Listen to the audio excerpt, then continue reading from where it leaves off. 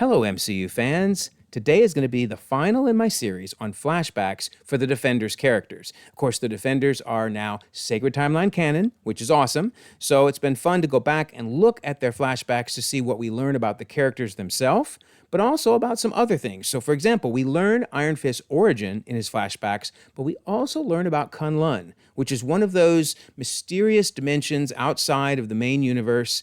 And it may or may not return in the future, but if it does, it'll be really helpful to know everything we can about Kunlun. So, there will clearly be spoilers for Iron Fist, because you can't talk about the flashbacks without revealing some key plot points. But as long as you're okay with that, then let's dive right in and see what we can find out.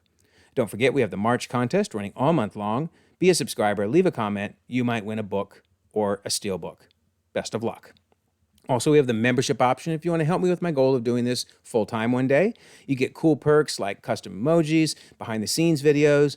But honestly, no matter how you support the channel, it's all greatly appreciated. Leaving comments, liking videos, subscribing, it all goes a long way. So thank you so much. And of course, I could never even begin to do a video about timelines without the Marvel Cinematic Universe wiki. Best wiki ever. So much good information on there. And then Robbie and Drew, you guys were so helpful in finding all the right pieces of information, distilling it down, and turning it into an interesting and compelling storyline. So thank you both. You rock. All right, so we are talking again about the Defenders timeline. I do have a video out there where I put this timeline in relation to the rest of the MCU, if you want to check that out. But of course, we're focusing this time around on Iron Fist. And in particular, his Season 1 is February to March of 2016, and Season 2 is October of 2017. And again, you can check out the earlier video if you want to know why those placements were put there. But all of the flashbacks will be before the first season, leading right up to it. So everything will be before February of 2016. All right, speaking of, how about our first flashback? It's in 1948. We don't really have a month for this because they just don't give us anything to go off of, so the wiki just puts it in 1948. Notice in the upper right-hand corner, I will always put the season and the episode in case you want to check out these flashbacks. So Season 1, Episode 10, and they're watching this video from 1948. In particular, it's being shown to Danny Rand to let him know, what he could be as Iron Fist if he was at his fullest potential, because we see an early Iron Fist defending the passage to Kunlun. So he's saying, this is where you're headed, Danny. This is what you could be. I love that action shot there. That's really cool. And then this is what an Iron Fist is. So this is obviously an early Iron Fist who happened to be caught on film, just guarding the passage to Kunlun from people that stumbled upon it. And this Iron Fist does actually get mentioned in Season 2, and in fact was a big plot point heading into Season 3, had we got one. So I wonder if they'll ever come back to this. I'm really kind of curious to know more about this early Iron Fist. But all right, so then we jump all the way to March of 2001. So we see the Rands and the Meachams, and I will talk about both of them in a minute. I'll introduce everyone that's a part of those two families, but they're very important to Iron Fist as shows, and they are filming a commercial. This is Season 1, Episode 1. We know the timing because the person showing this to Danny Rand says, it's a commercial I found from about 15 years ago. So since February of 2016 is when the series is happening, about 15 years ago puts us in March of 2001. So in this commercial, we see a young Danny Rand, and there are his parents, Wendell and Heather, and we will meet them again in some more of the flashbacks. And then the person is saying, hey, it sure must be real nice to have been part of that family. So here's a better picture from later in the episode. We can see it really clearly. So on the right, again, we have the Rands, and then on the left, we have Harold and his two children, Ward and Joy Meacham. So this is them very early on in the timeline, and of course, they're all going to appear many times over in the flashbacks to come. All right, so then we move to July of 2001, and we see Danny spending time with Ward and Joy, the two Meacham children. That's Danny with really long hair and Joy in that picture. And Joy is actually the one holding this. And then here we actually see a scene with all of them. They're playing Monopoly, and Ward is being a real pain. So he lands on one of Danny's properties and decides, I'm not going to pay. I don't think I'm going to pay. And Danny's like, what do you mean I don't think so?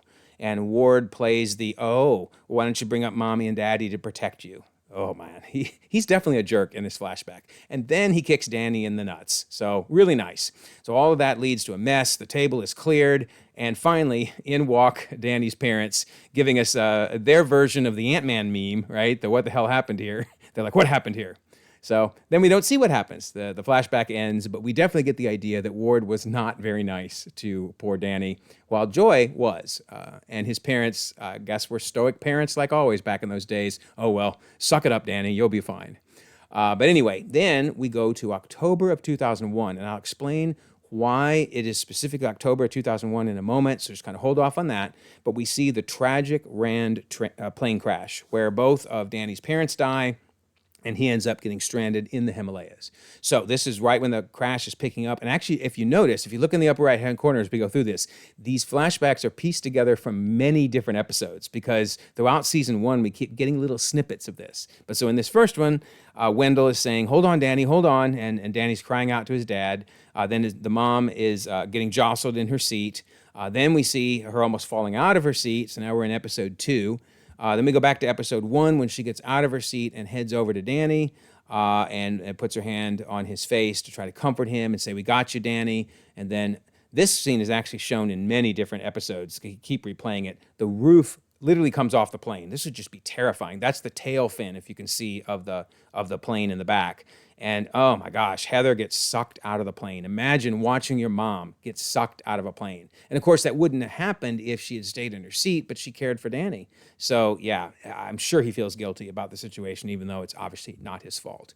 So then he's screaming to his mom, Wendell's screaming to Heather, and then probably the last thing his dad ever said to him, I love you, Danny. So that's a wonderful memory that he would have. And you can see him just staring helplessly back at his dad as the plane heads into those Himalayas and crashes. And then we see these monks, which find Danny, wind gusting, as you can see. The monks locate the crash in general. Here we are now in episode 8 when we see the pilots. Ugh, they look pretty nasty there.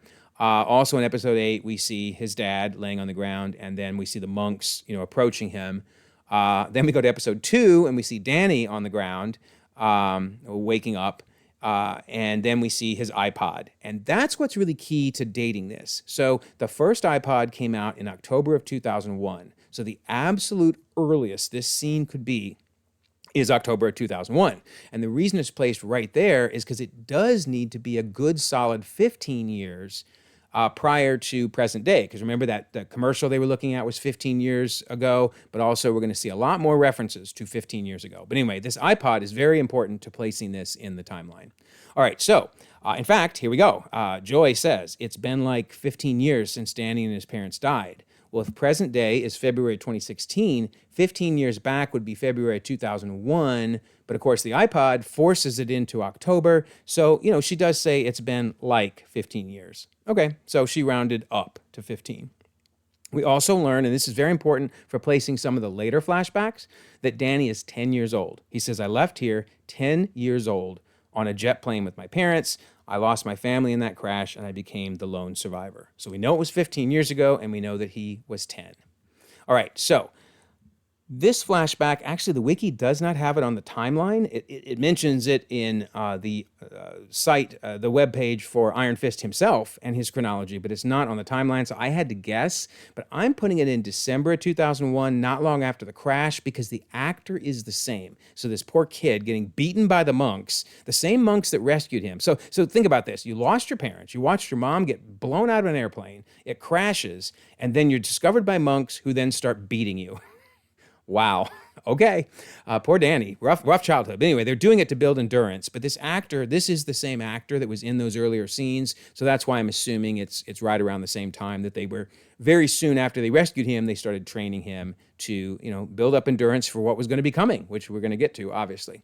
And then also in the credits, they just simply say young Danny Rand. You'll see why I'm mentioning that in a moment, because in some future flashbacks, they actually give us his age. So the fact that they didn't here makes me think, again, this is very close to after he's rescued. So let me know what you think. Again, this is not on the wiki. I had to guess that placement. All right, so then the wiki does have this one. May of 2003, Davos. So Davos is finally going to enter the scene here, and Davos we're going to see is a very important character in Danny's past and present.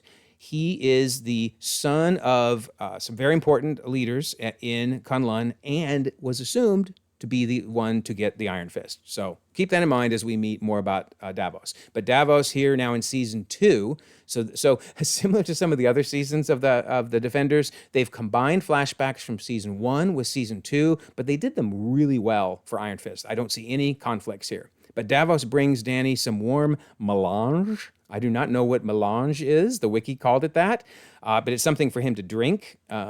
So who knows what it is? I'm sure it was good, though. And then here we see young Davos and their friendship really blossoming here. And then the wiki places this next one, and we're going to see why in a second, in June of 2003, where now Dany is showing Davos how to make a paper airplane, because, of course, Dany knows all kinds of things that someone in Kunlun would have never seen. So he shows him how to fold it and how to fly it. And as you can see, Davos is quite impressed by the plane. All right, so why are these placed in June of 2003? In the credits, this time they do give us the ages of the actors. It's a different actor playing Dany, obviously, and they're listed as 12-year-old Dany and 12-year-old Davos. So it's got to be 2 years after the crash, around 2 years, because he was 10, remember, in that crash. And then the wiki has some really complex and cool calculations, if you're interested, to try to figure out when Dany was born and when Davos was born, and therefore the intersection of the two, where would that land them? And they came up with June. It's really amazing if you want to get into the weeds of the calculations on the wiki. Pretty cool stuff. All right, so then we move to June of 2004, and we'll explain why in a second. And we see that Davos's mother is definitely wanting him to be Iron Fist and does not put up with any weakness in poor young Davos. But first, notice Dany is teaching another American game, or maybe not even American game, just game that you wouldn't know in Kunlun, and that is tic-tac-toe. But then they start talking about what it will mean to be the Iron Fist. And Dany says the Iron Fist protects Kunlun. But Davos corrects him. He doesn't only guard the gates, he kills all our enemies. And when I'm Iron Fist, I'm going to destroy them all. So then they talk about the fact the Hand is their main enemy. And of course, the Hand is a main villain throughout all of the Defenders shows. So Dany says, well, what if I joined the Hand? Would you kill me? And then Davos kind of doesn't know what to say, right? He's like, well, of course not. We're brothers. But Snoopy Mother happened to be walking by to hear this conversation, and she comes in, and that is why you will never face Shallah. Now, Shallah, we will learn a lot more about. That is the dragon that you have to defeat to become the Iron Fist. But basically, both Dany and Davos are practicing and learning to get ready for that battle. But notice she has that little stick in her hand. So she starts pointing around, saying, compassion, compassion, Davos, that's your weakness, a deficiency of character. The Iron Fist must remain above all others, chaste, pure, without wife, family, or friends. And then what do you think she does with that little stick? She starts beating Davos on the hands. But still, what is up with Kunlun beating children?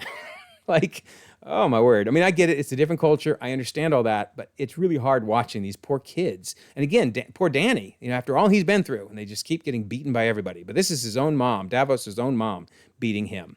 So how are these placed? Well, once again, the credits are incredibly helpful. We learn that it's 13-year-old Dany and 13-year-old Davos. Marvel, please, could you do this all the time we get flashbacks? Tell us the ages of the kids in the flashbacks? Oh my gosh, that would be so incredible, right?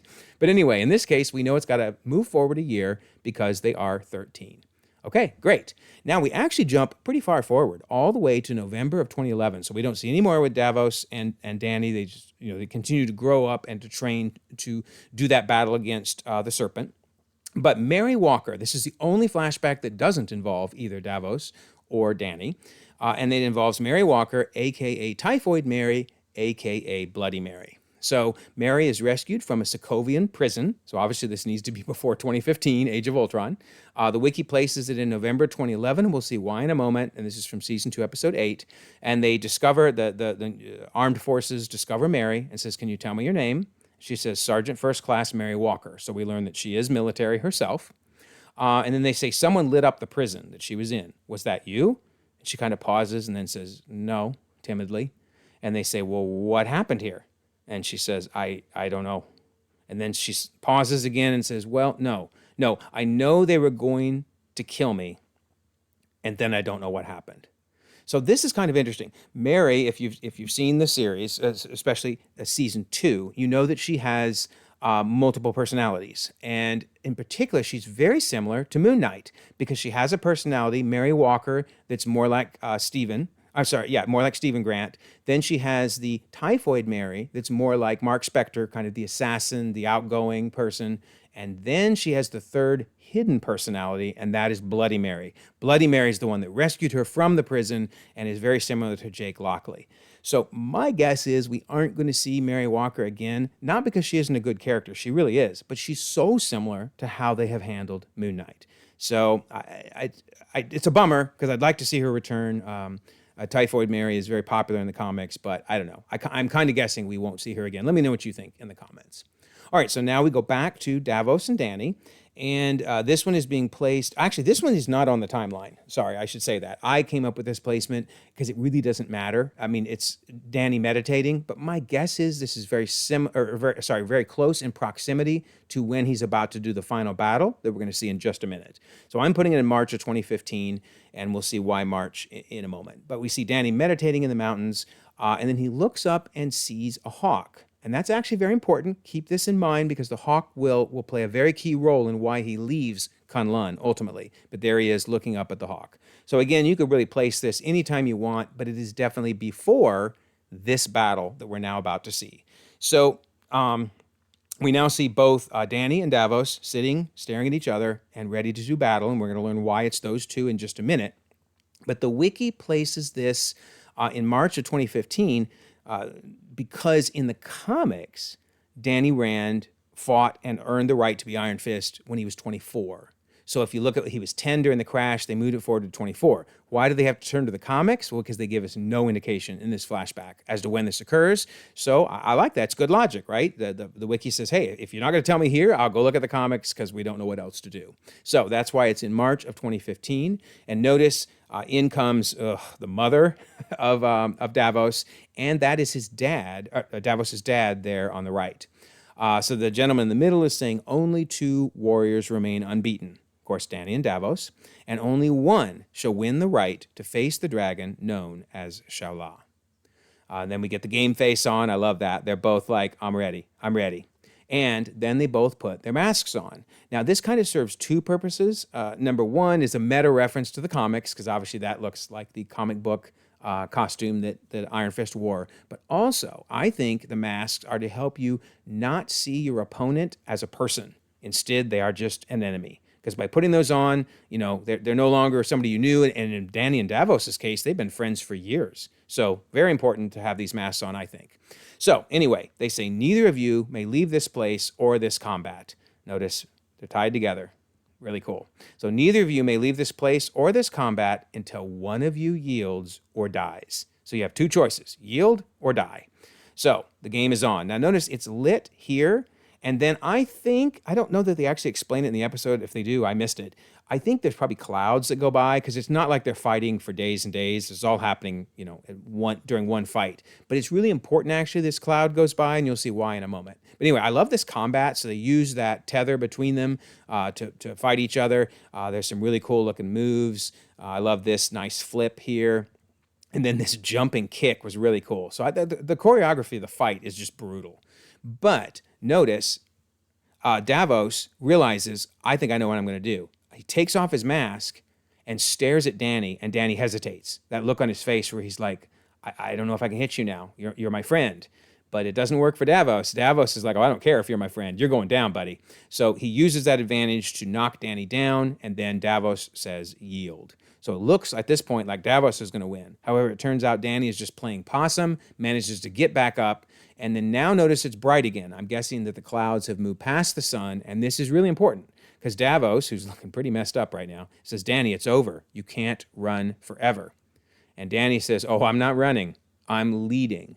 So what he means by that is he leads him into where the sun is coming through the window, which temporarily blinds Davos, and then Dany lands a haymaker on him. And so now it's Dany who's on top of Davos, and I realize this is hard to see. The sunlight is hitting it, but that's Dany on top of Davos saying, now you need to yield. It becomes clear that Davos is not going to yield, so Dany raises his fist potentially to take his life when the Thunderer which that is basically Davos's dad. You can kind of see him in the background.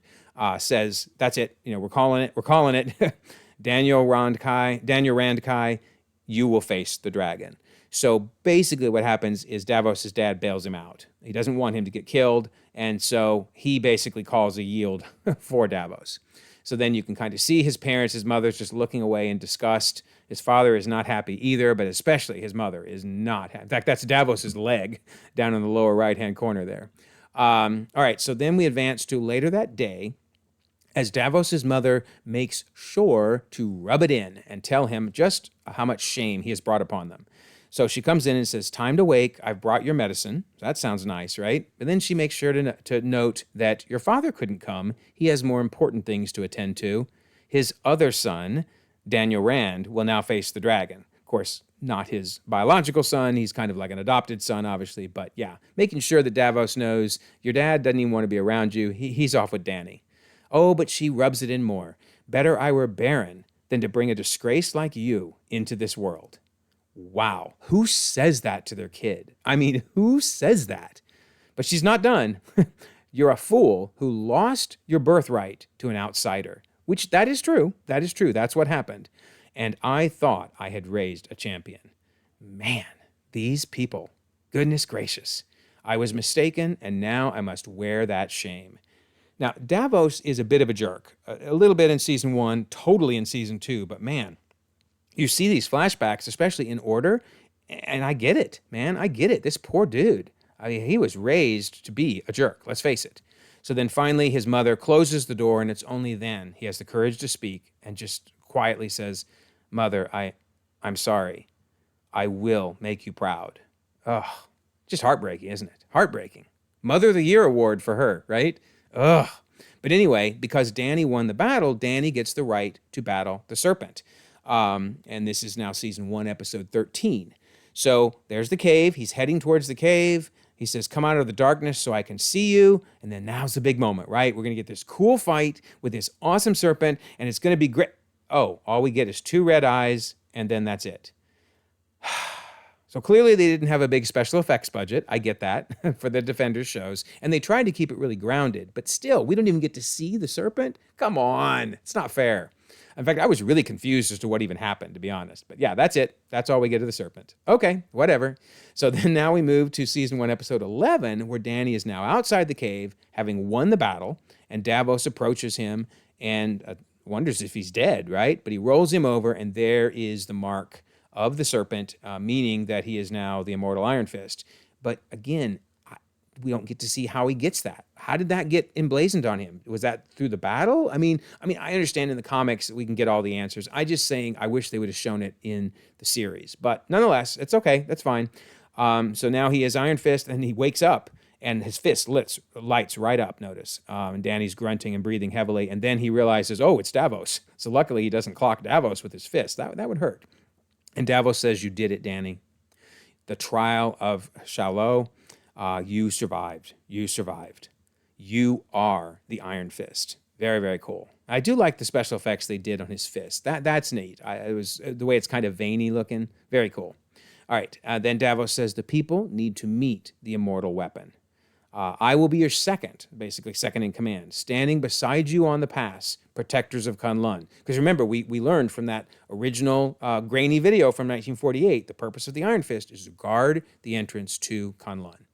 Then this is really interesting. Looking back in the cave, Dany says, "It's not what I thought." I really wish they would have unpacked this. I don't know what he means. What did you think it was, and what actually was it? We just don't get much. I'm wondering if we'd gotten to season 3, if we would have known more about this battle potentially, but all we know is it was not what he thought. And Davos says it's not what any of us thought. But you have a duty now, and we will face it together. So very cool. Then this is kind of interesting. So remember, this is season 1, episode 11. Then we actually jump to season 2, episode 10 to get a flashback right after that moment. And there's not much to this flashback, but it's still kind of interesting. It's Davos bringing Dany back, looking at him with just, I guess, respect, affection. I mean, he wanted to be the one to win, but he didn't, and that's okay. And then we see Dany lighting up the fist, realizing now that he can do it on his own and with his own willpower. So that's pretty cool. And by the way, we know there has to be some time. It's still all March, notice, but there clearly was some distance between the fight between Davos and Dany going to fight the serpent. But the wiki still puts it all in March, so maybe a couple weeks for them to heal up, obviously. But anyway, in case you noticed that. So now, this is not a flashback per se, but I still found it really interesting. So I am dating this April of 2015, so soon after Dany became Iron Fist. So it's from season 1, episode 6, but we're going to see that Dany remembers the training he got from the Thunderer, which again is Davos' dad. The Thunderer, and as he's doing this battle against the Hand. So that's Dany with his arms spread out, fighting this member of the Hand, but he's remembering what the Thunderer told him, which is, cast away your childish needs, bury your mother, bury your father. You belong to me and to me alone.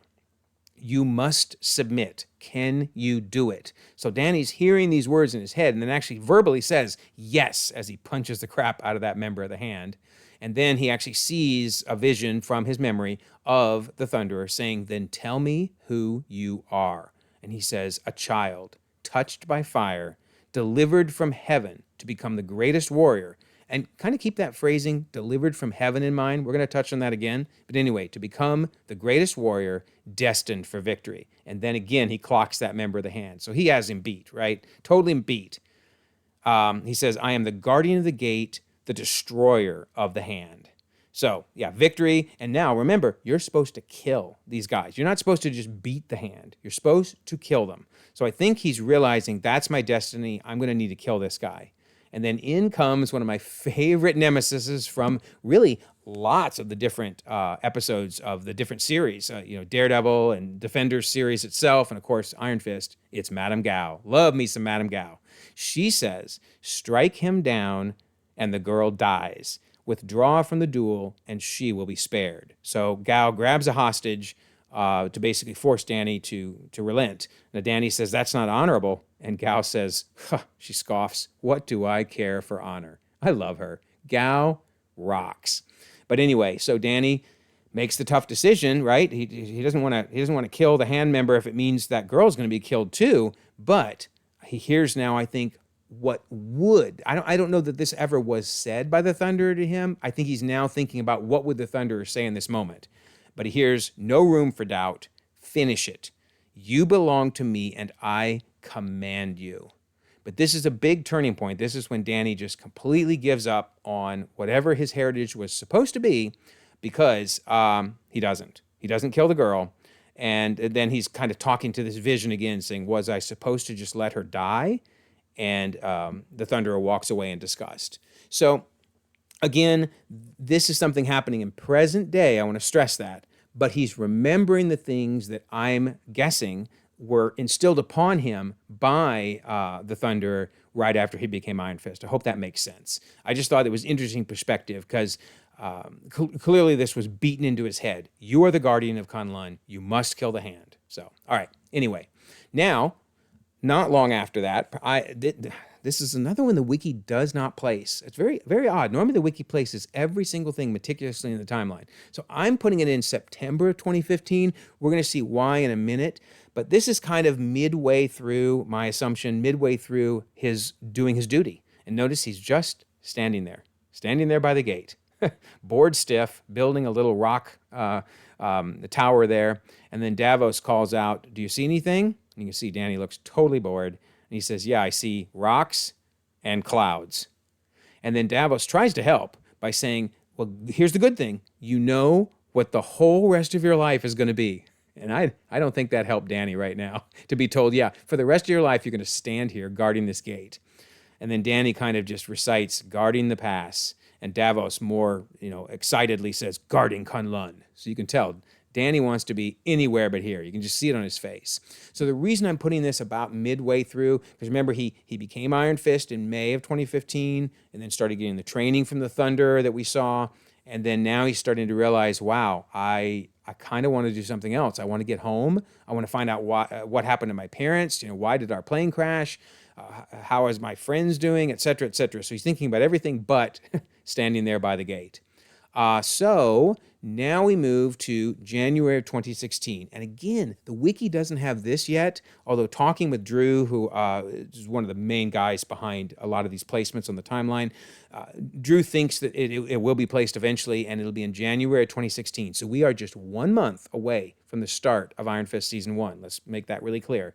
When Danny decides, I'm done. We're going to see he's just done. So he says, at first, I thought maybe it was a mistake, that I wasn't supposed to be the Iron Fist. I was looking for a sign. And then, remember that hawk? Remember I said earlier, keep in mind the hawk. He hears a hawk squawking, and then he saw this hawk. As I watched it fly further and further down the mountain, you can kind of see it over there on the right along the mountain, and that's when I knew. The way to Kunlun was open. I could leave. So we're going to see that the way to Kunlun is only open at certain times. They haven't really said that yet, but they're about to in a minute. And so it was open when he landed, when the plane crashed, obviously, because the monks found him. And then it opened again now. And so he's realizing, I can go home. I don't have to just stand here and guard this gate. The passage to Kunlun is now open. I can go home. So now I'm showing some lines from present day to give you some of the explanation for why they're placing this in January 2016, hopefully eventually on the wiki. So Danny is explaining that Kunlun exists in another dimension. He says it only appears on this earthly plane every 15 years. So remember, that's why I was saying every 15 years. So it just happened to have been the right time when his plane crashed that they found him because it was open. And then again, when it was time for him to leave, when he saw the hawk fly and decided to leave. So every 15 years it opens. And then I love it. He says, well, 15 years, give or take, depending on the celestial tilt. So yeah, that's funny. Then here's Harold Meacham, which I'm not going to go into him. I mean, you have to spoil a ton just talking about these flashbacks, but I'm going to leave it a mystery what his role in all this is. But anyway, he's asking Danny, where exactly is this monastery? And Danny says, it's Kunlun. It's one of the 7 capital cities of heaven. Remember, when I said, keep in mind that heaven line, he said that it was a gift from heaven, basically. So I don't know quite what that means. Again, you can look at the comics and get the full backstory of Iron Fist. I'm curious what they think it means in the MCU. So I really hope they unpack this a bit more, the 7 capital cities of heaven. But nonetheless, Kunlun is one of those, again, only open to our universe once every 15 years. Then this is really important to why the January 2016 makes sense. Okay, so Danny says, I bought a passport in Morocco. It's stolen. I know it's a federal crime, but it was the only way I could get back to the States. So let's look at this. This is kind of interesting. Here's a map. And notice here is the Himalayas where the plane crashed, which is also worth mentioning. The Himalayas, Nepal, right by Nepal. What else is in Nepal? That's where Kathmandu is, and in particular, that's where Kamar-Taj is. So it seems like there's a lot of things going on right in this area. The gate to Kunlun that only opens once every 15 years, and then, of course, Kamar-Taj. And then also, for what it's worth, Ta Lo, the gate to Ta Lo, that's somewhere in China. They don't really tell us where in Shang-Chi, where it is in China, but that's somewhere there too. So all the mystical stuff is over there. But anyway, he says then he got a passport in Morocco. So what does that mean? Oh, the poor dude had to travel by foot, I assume, or maybe hitched a ride with different people here and there. But anyway, from the Himalayas all the way to Morocco, where he got his passport, and then that's what allowed him to get to the United States from there. Wow. But you might say, man, how long does something like that take? Well, if we look at the Incredible Hulk as a frame of reference, of course, Banner has that scene in the Rio de Janeiro bottle making factory where his blood, gets in the bottle, and then he has to leave Rio de Janeiro and heads back to America. Well, that takes him 17 days. If you look really closely in the movie, they actually give you some major timeline hints as to how long it takes him. So it took him 17 days to get from Rio to America. Okay, so I could see it taking, around a month for Danny to get from the Himalayas to Morocco and then finally to America. So wild. It all fits, right? It all fits. All right, so not long after he leaves, Davos then says goodbye to his mother for seemingly the last time, because we're going to see the gate to Kunlun closes after Davos leaves. So I don't think he ever sees his family again. So he's knocking on the door, and there's his mother. In fact, the fact that he has to call her mother instead of mom or by her first name just kind of shows the very professional way that he has to approach his own mom. But anyway, he says, I know you're in there. I'm leaving Kunlun. I'm going to bring Danny back. I may not return, mother. My bones may rot in accursed soil far from home. And then finally his mother gets up when he says, is there anything you want to say to me? And there's some long pauses. And he says, this may be your last chance to speak your heart. And you can see she's thinking about it. And then he says, please, please. Then finally he says, I just wanted you to hear, I will make you proud, mother. Because remember, he had said that after she left earlier. So this is probably the first time he's told her, I will make you proud. And he says, I won't rest until my destiny is realized. And that's why he's such an adversary, especially in the second season of Iron Fist. And then maybe you'll be able to say the words you cannot say. Ugh, just tragic. Then he walks away, and finally then his mom puts her hand on the door, almost ready to say something, but she doesn't. You almost feel sorry for her, because she was probably raised pretty terribly as well. That's just generational. But man, it's hard for me to feel sorry for her when she treated him so badly. You got to break out of this mold. You can't keep sending your bad parenting that you had as a child onto then your child, or it just keeps going. Anyway, I don't feel sorry for her, but nonetheless, Mom of the Year award she gets, right, for at least trying here at the end. Okay, now this is interesting. So after Danny has left and after Davos has left, we do know that Kunlun is attacked by the Hand. Now, in the upper right-hand corner, Def is for Defenders. Season 1, Episode 1, Danny has a vision. So I don't know what to do with this. This probably is not exactly what happened, obviously, but he is aware now that Kunlun has been attacked.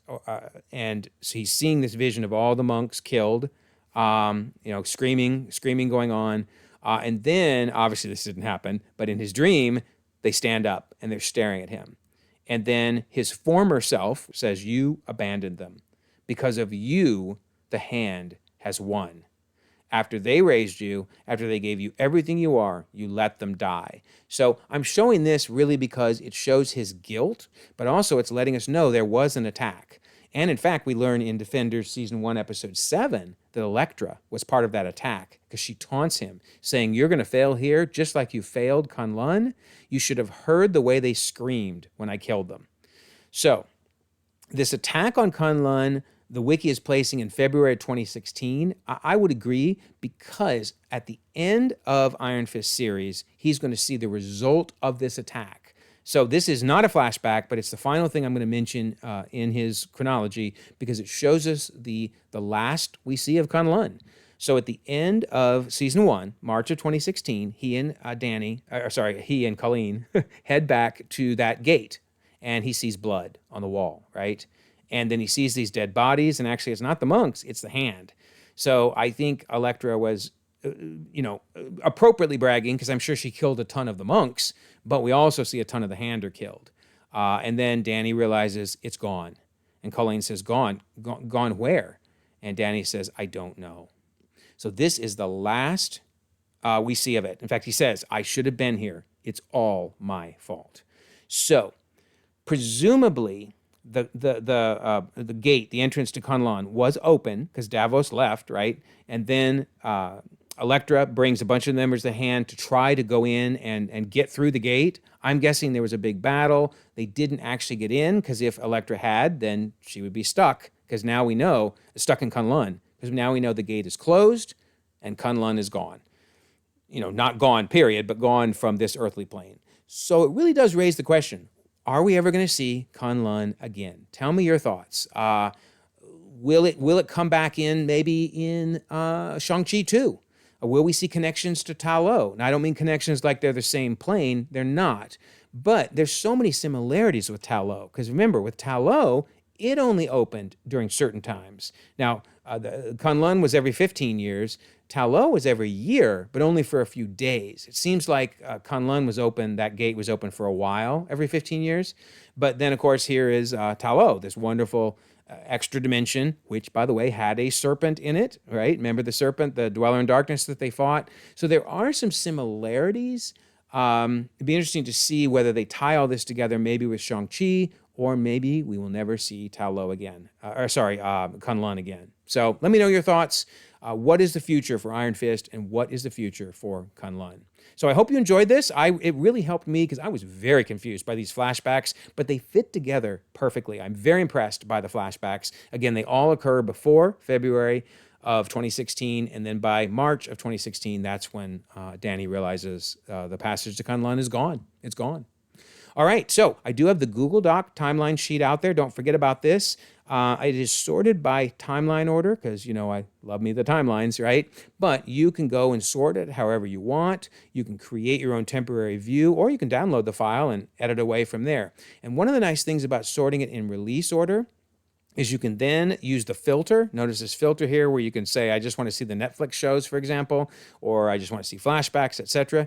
But if you sort it by release order, then notice here, within the release of Iron Fist, the flashbacks are now in chronological order. So if you go to watch Iron Fist Season 1, you can know where each of the flashbacks fit within the overall seasons. I think that's pretty cool. A nice feature of the Google Doc spreadsheet. I will leave a pinned comment so you can go out and check this out. Also, don't forget, we have the contest. Be a subscriber, leave a comment, win a book or a steelbook. And of course, we have the membership option if you're interested in that. And then we have the Discord server. I've mentioned how much fun that is in the past. We have almost 1,300 members across the globe, so people are talking 24/7. And notice we do so many fun things. We have upcoming rewatches, we have Comic Club, we have MMORPG, we have DC retrospectives all through March as we're preparing for the new DCU. We have a Madam Web role you can get. If you see Madam Web, you deserve it. You deserve a special role. I got mine. And then we have threads on all kinds of other things. I mean, we mainly talk about Star Wars, DC, and Marvel. However, you can see music, community, Sonic, Dune, anything you can imagine, we have threads on. And we even have a Moon Girl thumbnail contest. So Moon Girl Season 2 is split into 2 parts. I highly recommend watching it. It's such a great show, and it ties into the MCU big time. But we all know my thumbnails aren't that great. I admit it. So if you're interested in helping with the thumbnail that I will use for the second part of Season 2, then I'll announce you as the winner and use your thumbnail and make sure to promote your great work, because I'm sure it will be better than anything I could do. So there you go. I hope you've enjoyed this series. I've really enjoyed it. If you don't mind, like this video, subscribe if you haven't already. You can check out more content, and we'll all continue to enjoy the ever-growing, ever-changing Marvel Cinematic Universe.